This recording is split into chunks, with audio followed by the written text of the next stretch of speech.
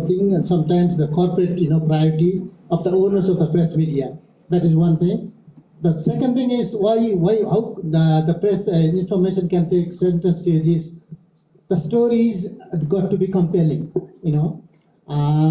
Like if you see the news coverage for the last 5 years, not only national, international medias have been covering climate change, on a massive scale. So once that issues has become, at an alarmist taking an alarmist approach, and then it takes center stage. That's one thing how we can cover up. Second thing is how to package the information. The storytelling is very important because in a climate science we talk about jargons, acronyms, climate we call it payment of environmental services, ecosystem goods and services, biodiversity.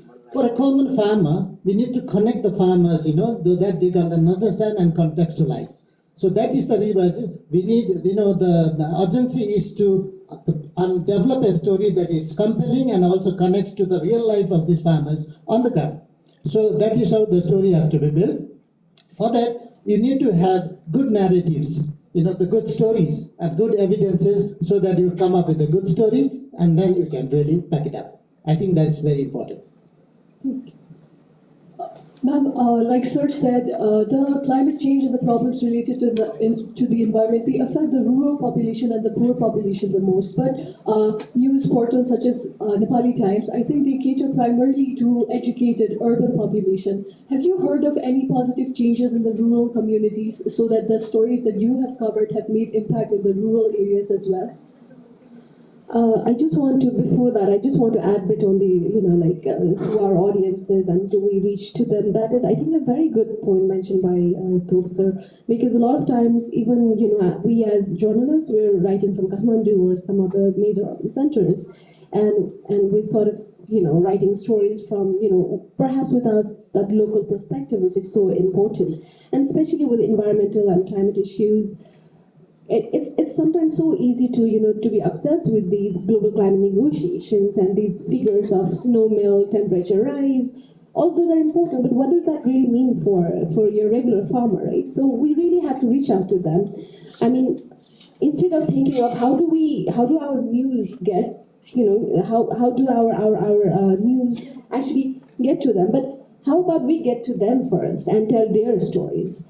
So I think it's going back to the basics of journalism, the human interest, the giving a human face to a story, and that is what is happening right now. I mean, all the destruction and everything, they all are very important, but if you do not connect it with the people and why it is relevant to them, again going back to how we connect economy and ecology, because we are connecting ecology with economy because then it is so much more easier to understand how it's going to affect you, how it's going to affect your children, their life, their livelihoods, their healthcare.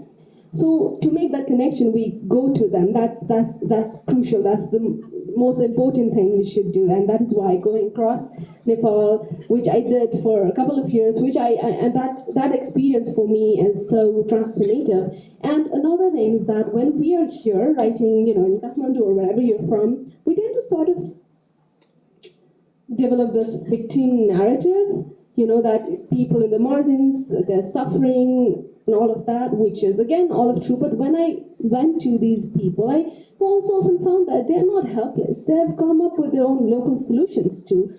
And that is really heartwarming, and that's also teaching us something. Definitely they're struggling, but they're also finding their ways around it, sometimes without realizing that it's the climate crisis or whatever it is. So bringing that story and then giving, if you can, take it to the mainstream media and to the larger audience is, again, it's sort of a learning for, people perhaps with very similar kind of situation, or maybe for governments, for organizations to, scale up those kind of program and reach across the country. So an example that can really help so many people. So again, so I think it works both ways. And for stories that have impact on rural areas, again, I think in my case it has been more of I bring stories from the rural areas and I hope that it makes an impact. But one story I would like to mention, I don't know if it actually has all that much of rural impact, but back in I think 2014, this was before I started reporting on the issues, but Hulaki highway and east-west highway, I believe. So when they, they came out with this alignment, it would sort of fragment Chitu National Park itself. But then there were a lot of reports, including from Nepali Times, which sort of eventually helped push the government so that they actually had realignment of the whole thing. Another story, which I did myself, was about the use of pesticides you mentioned. So that story also had impact in that until then we did not have any pesticide residue center in the country, and that story, along with, because that story sort of snowballed, and a lot other media houses also reported about it. So collective force really compelled the government to set up that center. And for a few years that helped to reduce pesticide residue, but again, the thing is it's gone back up, so. Yes, ma'am, like you have said, as an agriculture country, we definitely need to connect with the farmers first, and thank you very much for taking us through your experience and sharing us the impact that you have created. It is truly invaluable. Now it's time for a quiz session. So let us test your environmental knowledge. Please raise your hand if you know the answer, and the first person to answer will get the opportunity. The volunteer will assist you with the mic. So make sure you mention your name, batch, followed by your answer. Also, there is a gift provision at the end for you all. So the first question is, what is the projected increase in temperature due to global warming by 2025? I'd like to repeat it again. What is the projected increase in temperature due to global warming by 2025? Your first option is option number A, 2.8 degrees Celsius. Your second option is 3.6 degrees Celsius. And your third option is 7.4 degrees Celsius.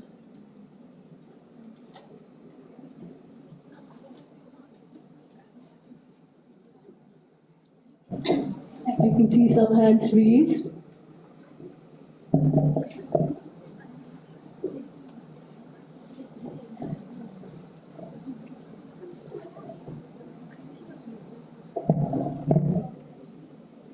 My name is Mandira Gilde, 7.4. That is the incorrect answer. Can anyone else answer it? 3.6. That's the correct answer. Congratulations. So, if you didn't hear the question, the projected increase in temperatures due to global warming by 2025 is expected to be 3.6 degrees Celsius. So this can tell us why we're here and why we're discussing today the role of media or press in tackling environmental crisis. Thank you very much. Congratulations. Now let's continue with the question session, sir and ma'am. So I come back to you, Top sir. In today's world, I'm sure a lot of us can relate. We do not click on news until and unless it is sensational. So how can the press strike a balance between reporting on urgent environmental threats while upholding journalistic integrity and avoiding sensationalism? Yes, to some extent, I think the sensational, element is required if you want to really bring a, boomerang effect, to the larger society, to the large society. For example, in the early 80s, Eric Elsom, who wrote the book Losing Ground, because of that book, and the conservation initiative had started globally, and then we could come to the stage. Otherwise, there was a story that due to Nepal's soil, there's a big island coming up in the Bay of Bengal. That was the kind of story which was very sensational. At some, without that news, things would have been gone for worse. If that news didn't come up, if that story was not created or the book was not written. So sometimes, if the world is facing this kind of crisis, crisis situation, those kind of sensationalism are also important to save, humanity at large. But this should not be the case in other all the year round. That is one thing. Second thing is important thing is right now you pose these questions. 3.6. One of the students answered 3.6, which is very scary. So this is the kind of situation. Let us not go further, you have heard these floodings in the Middle East, the flooding, ravaging flood in Afghanistan, the Pakistan, and you also heard our case studies from Kanchanpur, Chadodara, Chandani, where due to the heat stress, the whole wheat crop was burnt, So such is the situation. So instead of looking for the global audience, I think we have to work on our own to see what are the key issues that we have to address, and for that, it is a collective effort. So from the government, from the from the local people, community level, and also from the local household that we have to contribute. If it becomes everybody's business, we can really solve the problem. If not, we start saying that it's not my business, we cannot have that bring that solution. So it's a collective solution. It is a alliance work, global action, local action, global thoughts and local actions. And this kind of collective actions are required. And then we need to come up for instead of making big things, we can say risk. We have to interpret in a way prakop ko hisab le. If people can connect it with prakop, my days are numbered. There's a doomsday, those kind of things. When your life is threatened, people will start acting. So that is how we have to come up with the story. For that, I think the press media have a greater role to play, how to pitch the story and then connect the different stratas of the society. Thank you, sir. Would you like to add on it, ma'am? Yeah, just adding on to what Topsir said, especially when you report, because when you really think about it, climate crisis, environmental crisis, they are also disasters, but also more immediate disaster. And when media generally covers these kind of disaster, national, international. Although having said that, I think one thing about local media is we also have the responsibility to sort of follow these reports. Like the earthquake happened, we have to keep going back to the communities, keep writing about what kind of preparedness we need. Whereas international reporters would be here for a very short time, and it's also called parachute journalism. They'll be here when a certain disaster strikes, and they'll go back and probably come back next year or 10 years after to just see how to see how things have changed. But we here have to continue that effort. Those are the very immediate kind of disaster, but also other disasters. We have to again continue writing about it. Yes, when it happens, it's very sensational, everyone's wanting to read it, but even when it hasn't happened, we have to prepare, and that messaging really can be done through journalism. Maybe people won't read as much, but that doesn't mean you don't do it. And also there are ways around it, like how do you take it to maximum number of audience, and we have so many tools at our disposal now. We have to make maximum use of them, either call it social media or even sometimes, artificial intelligence. We can't be thinking of them as adversaries, but as how they can help with our storytelling, because storytelling is so important. That's how you get your audience. Sometimes that might be some dramatic video or graphics. And again, disaster, climate change, environmental crisis, that means we have tons of data with these kind of stories. Play around that data. It doesn't always have to be a very long story. It can be something else, like short videos for your TikTok, Instagram, etc. that can draw attention. Maybe that would be more effective than very long form journalism. So we have to find ways around and continue doing that, despite there might not be any disaster going on at the moment, but we have to continue doing what we do. Thank you very much, ma'am. I really appreciate your insight on how Grace can navigate reporting. And like Sir has said, global thoughts and local collective action is must. And also there is need of continuous report writing and update of these disasters so as to inform the public. So now I'd like to move towards the next question, which is to you, Top Sir. The momentum and shared concern for Nepal environmental crisis is rising. So numerous NGOs and INGOs are actively engaged in the project aimed at environmental conservation, right? So despite these efforts, the outcomes are disheartening.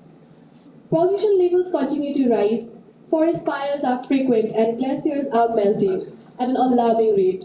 So my question is, why have our efforts not been impactful?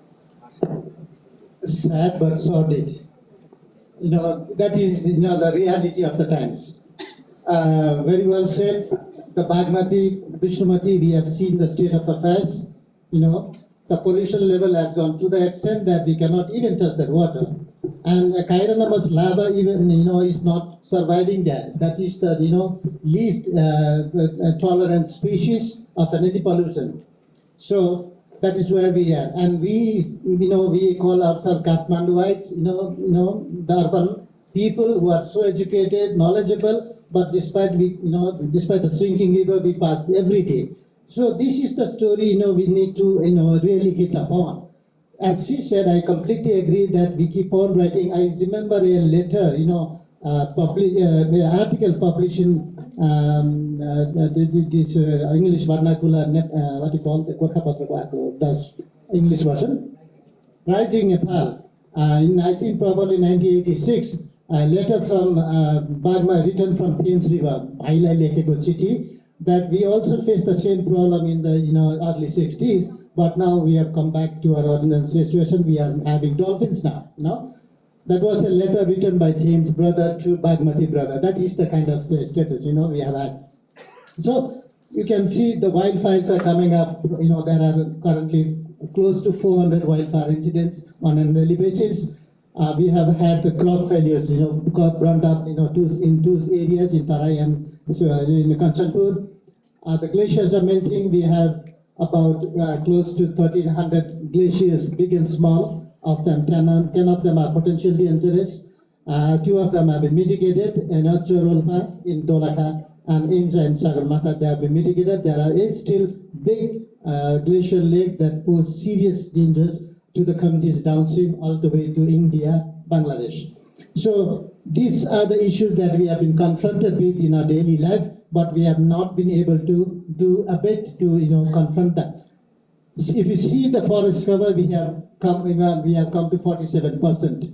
But if you see the state of the community forestry people are no longer interested in protecting the community forest that they safeguarded earlier. The reason is the lifestyles have changes. They no longer require the forest product for them on a daily basis, and then so they are there's no relation, that complete disconnect between the forest and the users. So that is one thing. Then earlier they used to use those resources, there was no less fire, there was no forest fire. So this is also coming up. So we need to redefine in the concept of the community forest itself. The forest fire in Ramechhap, 12 years back, I believe, we lost 12 soldiers in firefighting. Again, in Dorpo, we have lost 3 soldiers. We have not learned any lessons from them.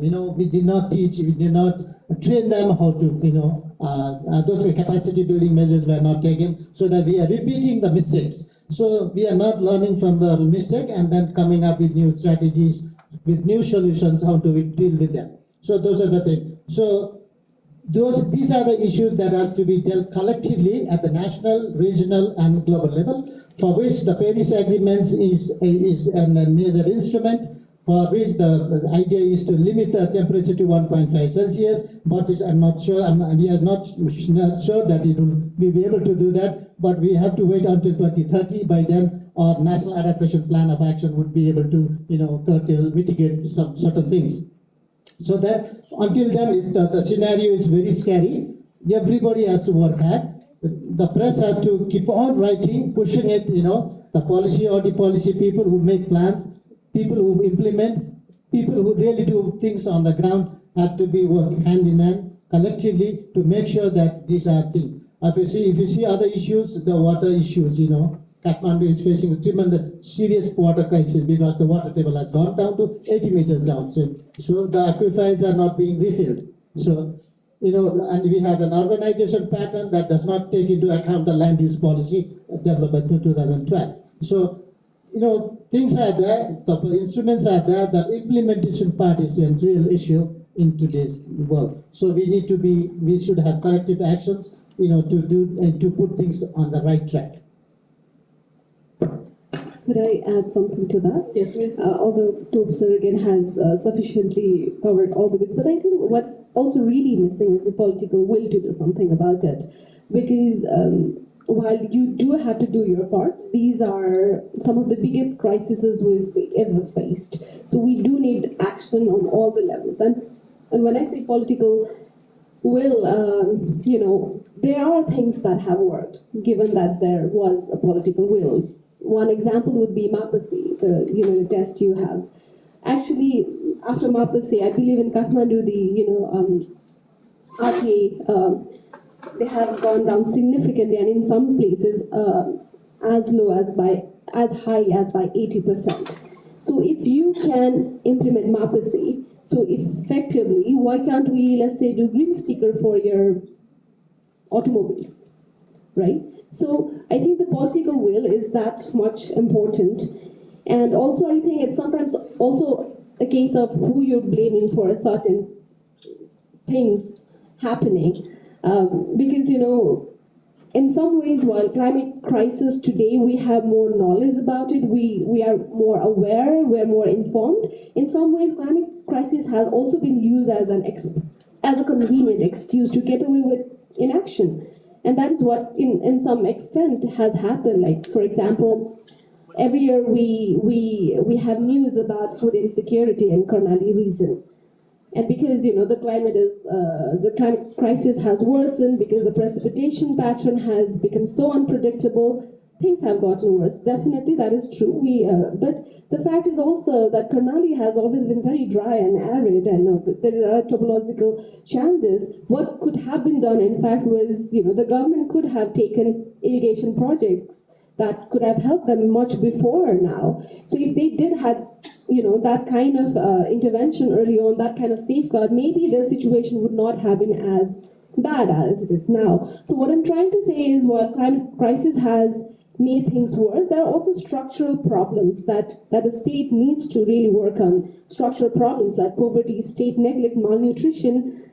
There are a lot of them. So, again, another example is, the flooding in Kathmandu every monsoon. Why do we blame that on the climate crisis? It's the faulty urban planning. If you build your house on a floodplain, you cannot blame it on the climate crisis, and our planners and leaders cannot either. So I think those things are also very equally important if you really think about the kind of result we want. We don't have result despite the kind of awareness that we have today. It's because we're not actually implementing a lot of learnings, and in some places we're going a completely wrong way about that. Thank you, ma'am. Like you said, climate crisis cannot be an excuse for inaction, and all the stakeholders should collectively work towards a sustainable solution, and there cannot be just blame games. So my next question is an open question for both of you. IQ Air from Monday to Thursday last week reports that Kathmandu's air quality index consistently ranked as unhealthy. Numerous news portals, including the Kathmandu Post, have run headlines proclaiming Kathmandu world's most polluted city again. While the press indeed has a crucial role in gaining awareness about the severity of Kathmandu's air quality crisis, does the role of the press end with these headlines?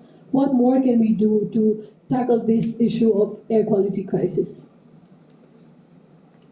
Well, very important question that, we recently witnessed the situation, but the day after, the level had gone down, thanks that it didn't stay as number one. I think Ministry of Population, Health and Populations and National Planning Commissions are seriously thinking, because of the issue that came up. I think because of the air quality index that came up so bad, globally, that people, even diplomatic corps, they were writing in their Twitter that we are suffocating. I think number one is, again, we need to come up with some strategies to make sure, because there are two reasons to make that happen. One is the dry spell, number one is the forest fire. One is the agriculture burning of the suits in Indian continent. In March, April, Gujarat and Ahmedabad, they burned a lot of gongo chwali, what you call the suits. So because of that, all the air comes up in our area and stays down in the valley. So for that, either the Mother Earth has to be, active, like rain has to give, has to come to clear it up. Otherwise, we need to, reduce the emissions that comes up from the agriculture burning. These two things have to happen. But largely, in Nepal's contribution may not be little bitty, but it's primarily because of agriculture, fire hazard that comes up from the Indian subcontinent. That's the reason that. So that I think it has to be tackled in bilaterally. Both the countries have to sit together and and talk meticulously because of that the health that is been posing to the humanity at large. So it is national actions put together regional actions so that this could be dealt with. I think this is something we have to be very serious about. Yes, ma'am, please. Just one more thing I'd like to add. What you asked about, does the press role end there, just writing about it once in a while? Again, going back to, yes, we have to continue writing, but at the end of the day, the kind of role we have is we are trying to create awareness, take it to the masses. We cannot do a lot of these things we write about ourselves. We don't have that power to, really implement them. So yes, the press, our role is to, we have that agenda setting role. We do have a certain influence over policy making and all of that, but the way we do it is by amplifying the local voices.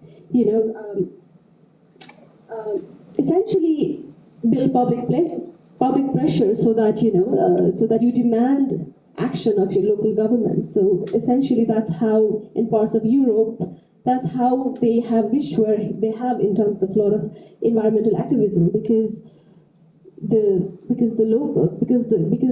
citizens are demanding of their government that they take action, and for citizens to get there, that awareness, to generate awareness for them to push to that level, that's where where media comes in, I believe. Thank you, ma'am. From what you're saying, we understand that it is not just important for the press, but like Sir said, it is important for government to also work together with the other countries to reduce emission from agriculture burning. And yes, press has been amplifying the local voices and has been building the public pressure, but it is not important. It does not end there. We need all the stakeholders to collaborate to take action to improve the Kathmandu's air quality, so for the well-being of its residents. Now it is turn for another open question. I'd like to start by quoting what you have said in one of the panel discussions, Sonia ma'am.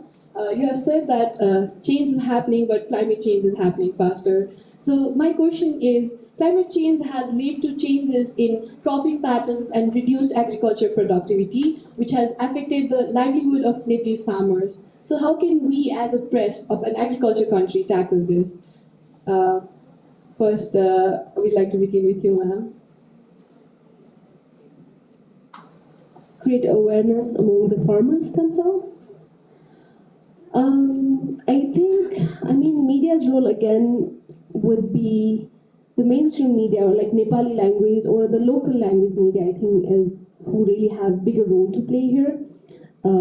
As we used to have we still have community radio stations. They are very impactful, and they are the ones who really go out to the field and reach to these households who are so very directly affected. That is not to say mainstream press here in Kathmandu cannot do that role. We often also have reporters working from the ground, and I think so when we're out reporting, I think it sort of also becomes in a way sometimes for a two-way communication and also exchange of ideas and knowledge. What I might be trying to find something from them, but they might also be I could also be at the same time providing some kind of I don't want to call it solution, but maybe some solution of kind. But more than that, I think writing in their language and then them having an access to it, I think that is very important. For awareness, I think that's where the press can come in. I think in this context, the government has done a little bit of good work. Good news for the farmers is that the Department of Hydrology and Meteorology is providing services, agromet services on a daily basis, on a weekly basis also, if there are certain climate extreme events, so that the farmers could really postpone the harvest, cut the harvest, or make an early cutting so that they can save the forest. So that way, the farmers can, protect their crops and get rid of the crop failures. One thing is information is key. So we do have 3 days forecast. DSM has been doing 3 days forecast, for which the farmers can listen. And also they have a customized service at the local through the local run FM radio stations, where they broadcast these news on a daily basis. If there are any extreme events in the coming days, the farmers would be notified, and then they would take preventive measures for that. That's one good step. And then again, maybe probably from next month, the government will come up with a weekly weather forecast, like the BBC has been doing. So that is one step forward the government has come up. Thanks to the support of the World Bank and the ADB for making this happen, and the Department of Meteorology and Hydrology. That one good step. And second is, it's awareness again, awareness of the people. When does really the extreme weather will take place? When the important thing is either it is too much water or it is too less water. That's what is going to be. The days are going to be. If you have more water, it's going to be flood. Again, hazards, and if you have less water, it's going to be drought. So, in order to cope with that, I think conservation and wise use of water and wetlands are the key, in addressing this thing. Water should be an entry point for all development efforts in the days to come. If you have to address climate crisis, I think the entry point is water management. So, water should be an entry point, number one, and we have 1,600 millimeters of water in a year, and of which 80% of them is done, it rains during the monsoon, 20% in the winter rains, 20% of the rains. Good thing is we have had good winter rains this time. The 80% of the rain that we have must be harvested and used wisely. So we need to come up with, this cascading water, harvesting mechanism, be it rainwater harvesting devices or catchment ponds, harvesting ponds. And then if you have these waters, you can use them for year round. The farmers do not have to worry about, for the clouds to come down. So we have plenty of water. It is just a matter of wise use and management. So we have to use our knowledge, bring little bit of innovation, how to store them and use them widely. So it is conservation and wise use. And secondly is information on weather forecast to the local farmers. So that thing. And third is there's a crop insurance scheme for the farmers also. If they happen to lose, then a certain portion of the farm they get compensated. So this way, I think the crop failures will be minimized to a larger extent. Thank you. Thank you so much, sir. Thank you, ma'am. We come to the next quiz round again. The question is, what was the college theme for the year 2022? I repeat the question. What was the college theme for the year 2022? Your options are A, matches, B, pledging green for our common home, C, journeying with youth.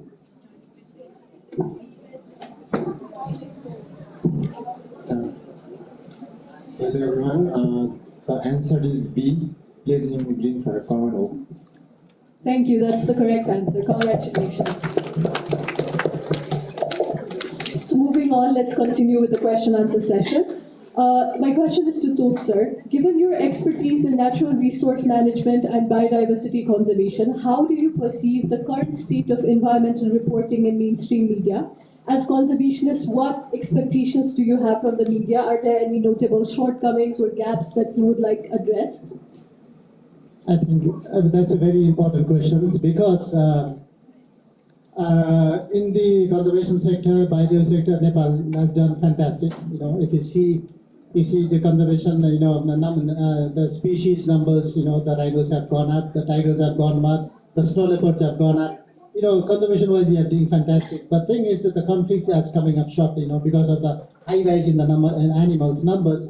There's a higher incidence of poaching, crop depredation by these animals. We wouldn't have heard the monkey atanka. Now monkey atanka has become everybody's concern. So that is one thing. I think we need to have a judicious plan on how to the resources have to be managed. It's not about just not protected. We need to use it wisely so that the forest resources, what we have been importing a large volume of timber from Indonesia, Malaysia, to meet our basic needs like furniture. We have so much of timbers lying down in the forest because of the wrong policies. Things have not taken good shape. So thing is, we have to make corrective measures in our policy, regulatory framework to make sure that the resources are wisely used, so that you can save the national coffer. Secondly is making the best use of the resources and bringing benefits to the local communities who protect and who are impacted by that. So like in the buffer zone communities, people are given compensation, 50% compensation for buffer zone communities development. So those are the things that we need to come up.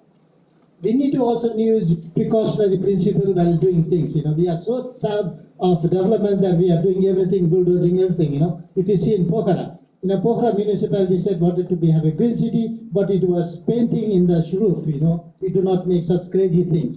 They were bulldozing those chautara, people bulk chautara, and then 50, 60 years it takes to plant a tree, and for them it takes 5 minutes to bulldoze them. So those are making a very good choice between right policies, doing the right things, doing the good thing in implementation and corrective measures, and also bringing people, the custodians, to linking the benefits, so that this would be conservation of resources could be also met. The people would also benefit at last. So a win-win situation from what we call a win-win situation for both farmers and also for the state actors. Thank you. Thank you, sir. Would you like to add on it, ma'am? Yeah, I think just how the press reports, I guess. Again, earlier I said good news is also news, but we also sometimes have to, go beyond good news. Nepal has done extremely well for itself when it comes to conservation. We're an international model, as Tob so rightly pointed out. Name it, and everything is like, we've gone above and beyond. We tripled our tiger population, just to give one example. But now there's an increasing conflict between animal and human-animal conflict. But we have to really, yes, that's true, but why are we not building wildlife-friendly infrastructure too that could have avoided a lot of these conflicts? Why are infrastructures essentially fragmenting our national reserves, like our highways, our transmission lines, our irrigation canals? How do we better plan these, right? I mean, the biggest threat to conservation today is not from any disease or the climate crisis or even poaching for that matter. We've largely controlled all of those. It's actually from the new infrastructures that are coming up. They're essentially going to, they're essentially crisscrossing all of our natural reserves, and that has a lot of implication like that, that undermines our past achievements, and also, management of the resources, as Tob said, that's of utmost importance. Achieving a target is important, but the management is equally important. And as a press, we need to write those things, is what I was going to say. That was very, very great insight from both of you. Thank you very much. Now we look before going forward to the rest of the question. We'd like to quiz. It's time for a quiz session. So.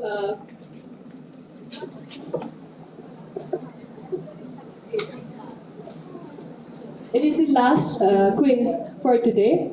So the question is, what is the full form of UNEP? You have got no option for this, so please go ahead and guess. United Nations Environment Program. That's correct. Thank you. Congratulations. We don't have a lot of questions because we also have to engage with the audience. I'd like to ask this question to Sonia, ma'am. On February 17, 2024, you wrote an article titled The Destroyer of Worlds, Relevance of Oppenheimer's Biography in the Age of Global Wars and the Climate Crisis. I'm sure there are a lot of Oppenheimer fans here. Oppenheimer's biography underscores the importance of public engagement and discourse in shaping policy and societal responses to global challenges. How can the press facilitate informed public debate on environmental issues while also countering polarization and misinformation? A very difficult question to answer, because as we have more information, as we're more exposed to differences in the world, more divided we'll become. and with the rise of populism, the kind of politics we have today, and on the same side we have social media, misinformation, disinformation, hate speech, you name it. I mean, things are not as easy. But I guess the press media has to do what it has been doing, that is to continue creating awareness, in some instances educate perhaps. We can't stop doing that. I mean, I guess it's very cliche, but the power of your pen is still what, essentially what we're really deploying. Nothing more than that, actually. What we write, hoping that it will not only create awareness in the masses, but also the voices will go to the highest level of policy making. And sometimes it crosses national boundaries. It should, because a lot of these challenges of our times, they need regional collaboration, bilateral, multilateral. Their importance is today they're so much more crucial. Environmental crisis, air pollution, even. We can only hope that we reach that space, and obviously, I guess at this point we amplify. We better use the tools that we have, which can also be misused. In this case, social media and now AI. So how do we better use it? We, as journalists ourselves, have to be first informed, and then only we'll be able to inform anyone else, for that matter. So be informed ourselves and then try to inform anyone else, but using all these tools that we have at our disposal. And because that also means we have such good network now around the world. It's just a matter of getting our governments and to really take action sometimes. Thank you, ma'am. Now I'd like to direct this question to you, Tob sir. You have worked. Do you want to add on it? Yes, sure, sir. I think in the globalized, polarized world, I think creating opinions are a very difficult thing, because opinions differ, people write different things, different perspective. So the most important thing is to create a common understanding on issues, so that everybody tries to listen, that you can share the opinion. For this, I think the press has a greater role to play. Creating a common understanding on the issues is key. So if you have a common understanding, probably the world would be a better place to live in. Thank you, sir. Now, I'd like to ask this question to you again. You have worked in the UN for the last 20 years, if I'm not wrong. My question is, does UNEP have strategies to engage youth, journalists, and activists or not? Well, I've been engaged with the UN system for the last 23 years. You said it right. But I was with UNDP. This is the first stint that I'm doing with UNEP. And as you said correctly, yes, UNEP is the largest United Nations wing for environmental campaigns. Anything that comes up globally, it is UNEP's mandate. Currently, UNEP does not have a corporate office in Kathmandu, and it is coordinated by Bangkok office and headquartered at Kenya, Nairobi. So once UNEP has its corporate office in Kathmandu, I think it will position itself to do a better service and also connect to the youth and other communities in the Kathmandu. For now, it is not the case. Thank you. Thank you, sir. With this, we come to the conclusion of our questions. We open the floor to the audience now. You're encouraged to ask questions to our panelists. Please raise your hand, name yourself, say your badge, and ask the questions right away.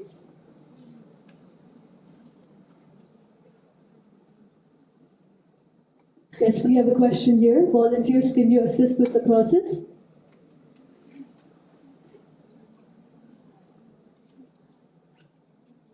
Volunteers, could you please assist with the process?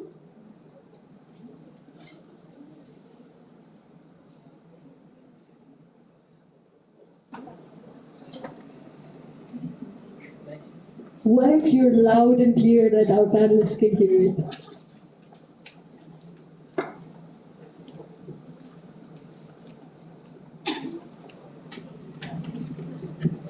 Hello. So my question is to ma'am, as we are talking about solution journalism, what about cultural colonization that has been brought to news also, rather than just us students and local youths?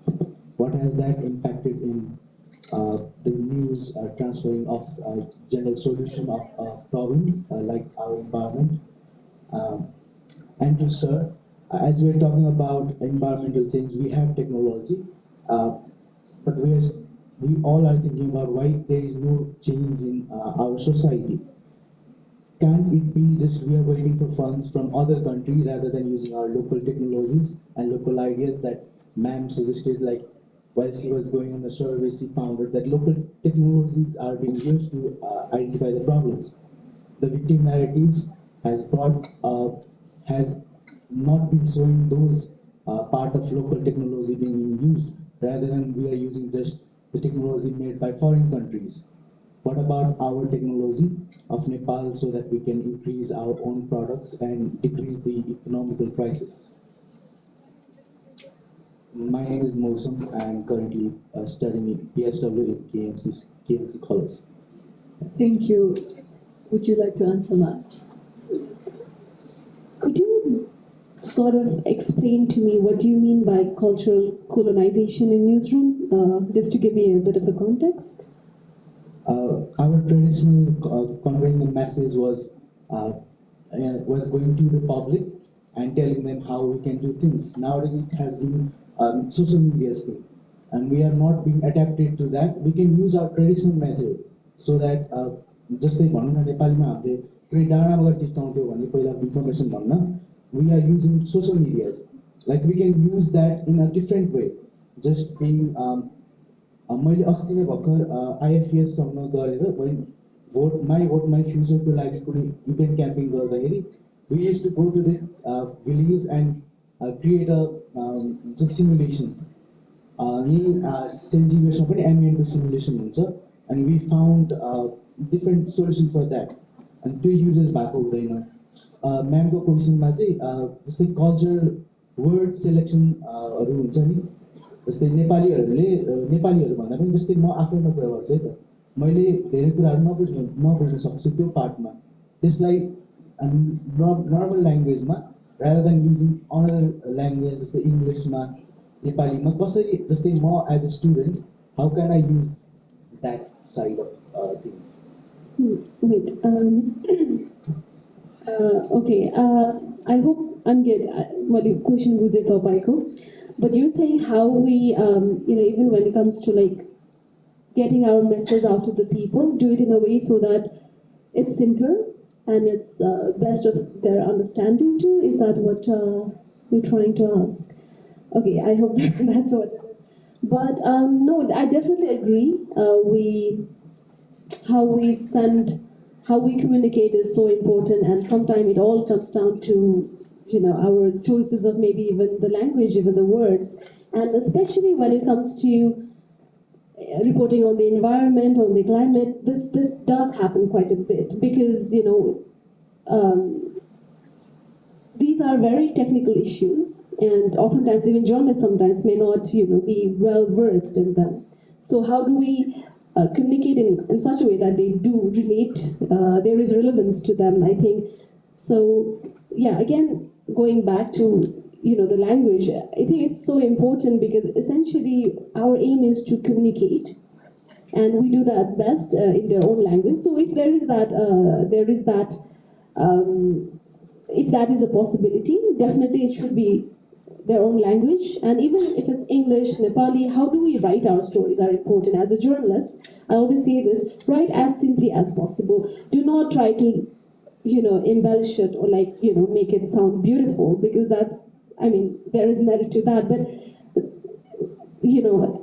the business of news is that we are trying here to communicate and sort of bridge the gap between researchers and policymakers and public. So we are that bridge. So we have to act like it, and that means make it as simple as possible and make it as relevant as possible. I hope I answered your question. Thank you, ma'am. Thank you for the question. Do we have any more questions? Yeah, I request the questions to be short, precise, and concise because we have time limitations. Good morning. My name is MediaTalk from the third year. मेरो question चाहिँ नेपालकै कन्टेक्स्टमा छ. पछिल्लो समय मेलम्चीमा गरेको बारी कागबेनीमा मुस्ताङमा गएको बाली र जुरेमा गएको पहिरो चाहिँ एकदम धेरै हाइलाइट भएको इस्युहरू थियो, एकदम ठुलो डिजास्टरहरूमा चाहिँ हामी मिडिया कभरेज गर्ने बेलामा चाहिँ ठुल्ठुला इस्युहरू आउँदाखेरि जब धनजनको धेरै क्षति भएको हुन्छ त्यति बेला मात्र एकदमै फ्रन्ट पेजमा चाहिँ कभर गरिरहेको हुन्छौँ।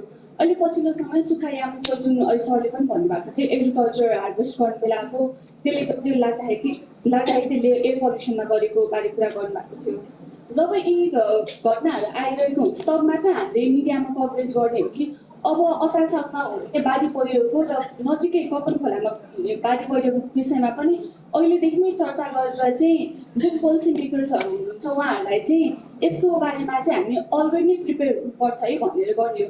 कि त भने जहिले पनि वर्षेनी बाढी पहिरो आइरहेको हुन्छ त्यति बेला अल अफ अ सडन पोलिटिसियनहरूले पनि त्यति बेला चाहिँ यो गर्छौँ र त्यो गर्छौँ भनेर भन्नुभएको हुन्छ। त्यसपछि आफ्टर सम टाइम चाहिँ मिडिया हाउसेसहरू पनि चुप लागेको हुन्छ, फेरि अर्को वर्ष त्यसै रिपिट प्रब्लम हुन्छ, त्यसपछि फेरि जर्नलिस्टहरू चाहिँ एक्टिभ भएर लाग्नुहुन्छ। यसमा चाहिँ हामी कहाँ चुपिरहेको छौँ जस्तो लाग्छ। जसले आन्सर गर्नुहुन्छ मैले यसलाई लिएँ है। अब तपाईँको प्रश्न साह्रै सान्दर्भिक हो, very pertinent question that you have raised. Thing is कम्युनिकेसनको हाम्रो इन्फर्मेसन राइट इन्फर्मेसन हुनु पऱ्यो, त्यो प्रपर कम्युनिकेसन हुनु पऱ्यो, त्यो टार्गेटेड अडियन्समा पुग्नु पऱ्यो, तब मात्रै त्यो चेन्जले मेसेजले काम गर्न सक्छ। त्यो गर्नलाई अब तपाईँले भनेको कुरो ठिक हो, हाम्रो सबै सुशासनसँग जोडिएको छ। It's all related with the governance के and with the new structures I think we still have dilemmas and who does what भनेर होइन।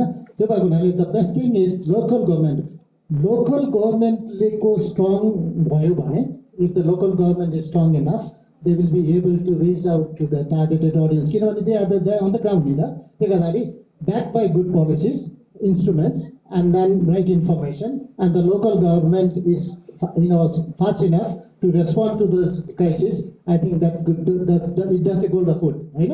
त्यो भएको हुनाले I think त्यो इन्फर्मेसन भर्खर सुरु भएको छ। It's not A bad portray गर्न खोजेको होइन, अल एक्रस द कन्ट्री त्यो इन्फर्मेसन चाहिँ आएको छ। कृषिलाईको केसमा मैले अघि भर्खर निवेदन गरेँ, डिएसएमले त्यो इन्फर्मेसन दिएको रहेछ। अब त भू पहिरोको केसमा चाहिँ अब फ्रेजिलिटी हाम्रो जुन जियोलोजी छ त्यसले गर्दा समस्या हो। इभन फर देम त्यो सेन्सर पनि आएको छ होइन, सोइल एरोजन गर्ने प्रोटेक्सन गर्ने सेन्सर पनि आएको छ। It's just a matter of local government to put what is their priority के फर द पिपल। किनभने लोकल लेभलको मान्छेलाई पानी चाहिने हो होइन, सेफ्टी चाहिने हो, त्यति भएपछि त इन्फर्मेसन द्याट्स गुड इनफ नि होइन। त्यो दिनानुदिन चाहिने इन्फर्मेसनलाई राइट प्याकेज गरेर गऱ्यो भने probably they would be in a better position. Only to add to the press part of that again, उहाँले चाहिँ जुन जब डिजास्टर हुन्छ त्यसपछि मात्रै रिपोर्ट गर्ने जुन मिडियाको बानी हुन्छ, अघि पनि हामीले कुरा गरेको छ, that's the thing we're trying to break. Nepali टाइम्समा my experience has always been to write about preparedness, that could be elsewhere, that could be अब अहिलेको यो वाइल्ड सिजन छ त्यो लेखिराख्नुपर्छ, लाइक जहिले हुन्छ त्यति बेला लेख्ने होइन। जस्तो अब एयर पोल्युसनकै कुरा विन्टरमा भएपछि धेरै कभरेज हुन्छ, that's not how we do it, we have to continue writing it throughout the year. त्यो चाहिँ हुन नै पर्छ। त्यसको लागि चाहिँ अलिकति because at end of the day रिपोर्टरले लेख्ने भनेको समटाइम्स न्युज रुममा के डिस्कस भएको छ, केलाई प्रायोरिटाइज गरेको छ, त्यसले पनि धेरै चिज फरक पार्छ। सो न्युज रुममा नै त्यो अन्डरस्ट्यान्डिङ, त्यो एडिटोरियल लेभलमा नै होइन त्यो अन्डरस्ट्यान्डिङ चाहिँ हुनु पऱ्यो कि के हो त हाम्रो, कि सधैँ पोलिटिक्स मात्रै लेख्ने हो, पोलिटिक्सलाई प्रायोरिटी दिनुपर्छ because at end of the day everything is about politics. तर अगेन एयर पोल्युसनमा पनि त पोलिटिकल थिङ छ, ट्राई टु त्यो अलिकति रिपोर्टरले आफै पनि डिक गर्नुपर्ने कुरा अलि धेरै मेहनत लाग्छ, तर न्युज रुम अन्डरस्ट्यान्डिङ चाहिन्छ र जर्नलिस्ट आफै पनि should be well informed that यस्तो खालको कुराहरू जब हुन्छ त्यति बेला लेखेर there is no point to that. I mean if you really want to be prepare, you really want to avoid this kind of like maximum impact कम गर्नु छ भने त त्यो थ्रु आउट द इयर लेख्नु नै पर्छ। सो Thank you, sir. Thank you, ma'am. Do we have any more questions?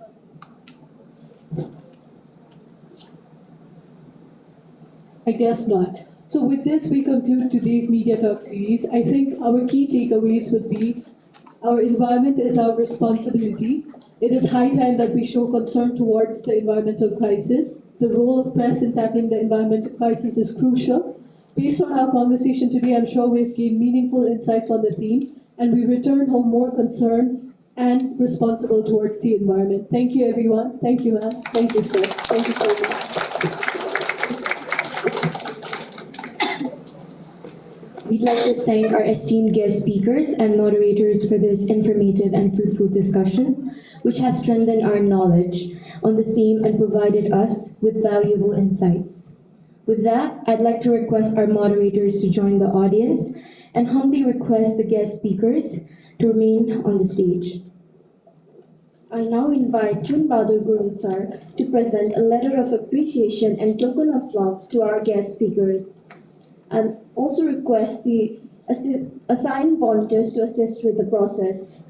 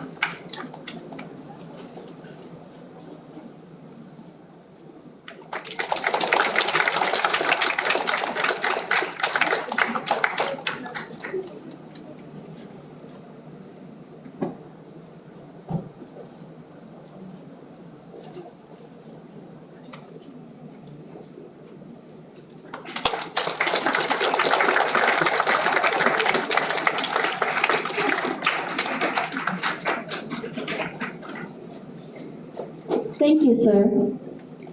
I'd like to request our guest speakers and Chun sir to join the audience. Moving further, I'd like to request Pooja Giri ma'am to join us on the stage and present the prize for the quiz contest winners. I'd like to call the winners on the stage to receive their prizes. As the winners of today's quiz contest, we have Ritika Sharma from BA 3rd year, Hari Magar from BA 2nd year, and Shichu Casey from BA 2nd year.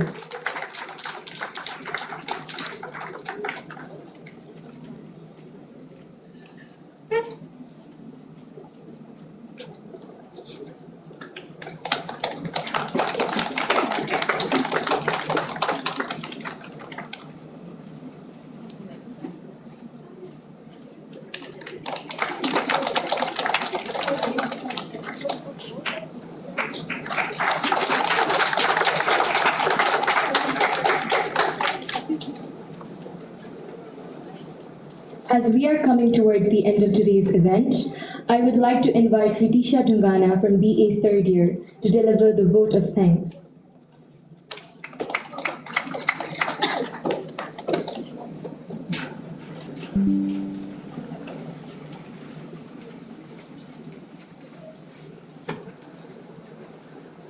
A warm morning to everyone. Administrator of St. Xavier's Loyola Campus, Navina Dangul ma'am, esteemed guest speakers, Sonia Awali ma'am, Executive Editor of Nepali Times, and Top Khatri sir, Conservationist and Project Manager at United Nations Environment Program, faculty leads, respected teachers, representatives of KMC College, my juniors and my fellow batchmates. I, Ritisha Dungana, a 3rd year student, stand before you all with immense gratitude for your participation, support, and commitment to raise awareness about this crucial topic. I am honored to deliver this vote of thanks on behalf of the organizing committee of MediaTalk Series 32nd. Firstly, a special note of appreciation goes to our esteemed guest speakers for sharing their expertise and insights. Sonia ma'am and Top sir, your perspectives have broadened our understanding of the role of the press in coping with environmental challenges, and we are grateful for your valuable time and contributions. Next, I'd like to thank our respected principal, Father Dr. Augustine Thomas S.J., and Vice Principal Saluja Chand ma'am for their continuous encouragement and guidance in the successful execution of this program. This event wouldn't have come to reality without the unwavering support from Father Dr. Bobby Joseph S.J., Nabina Ma'am, Head of the Department Shishir Kumar Bhusal Sir, and all the teachers. Thank you for your constant cooperation and guidance to the MediaTalk series. We also extend our sincere thanks to the representatives from KMC College for graciously accepting our invitation and joining us today in this program.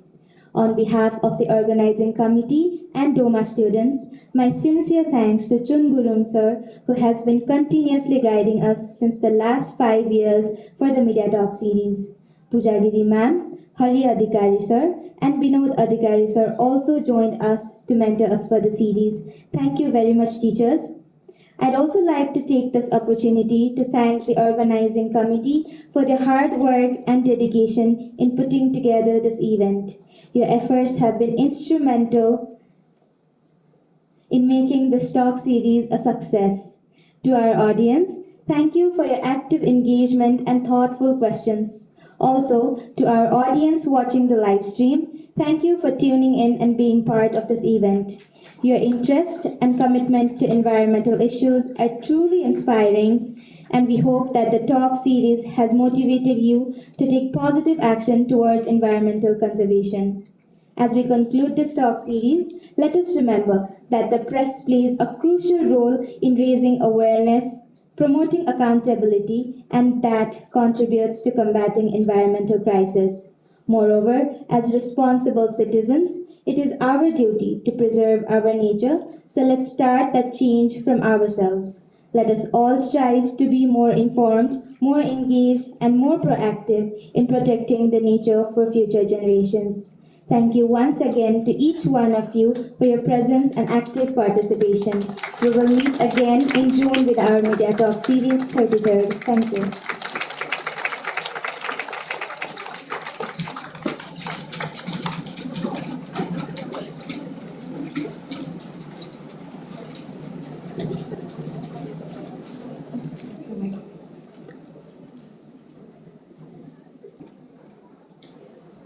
Thank you, Ritisa. With this, we conclude today's Media Talk series. Thank you, everyone, for your active participation, and thank you so much for being a wonderful audience. We hope today's Media Talk series was fruitful for you all.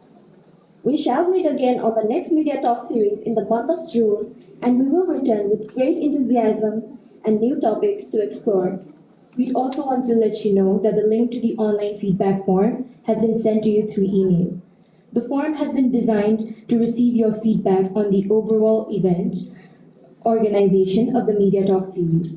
Please fill it out since it would help the Department of Major Arts in enhancing upcoming events. As we conclude this event, I request everyone to stand up for the college song.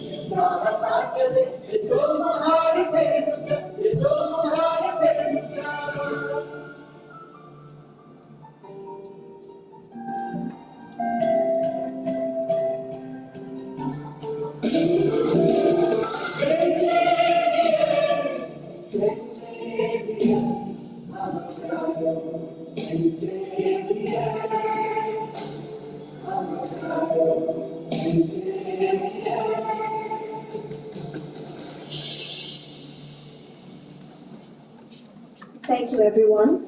As mentioned earlier, your feedback is crucial for enhancing the quality of our future events. For this, we've stationed 2 students on the ground floor of Loyola building to gather your feedback on camera. Please feel free to record your feedback.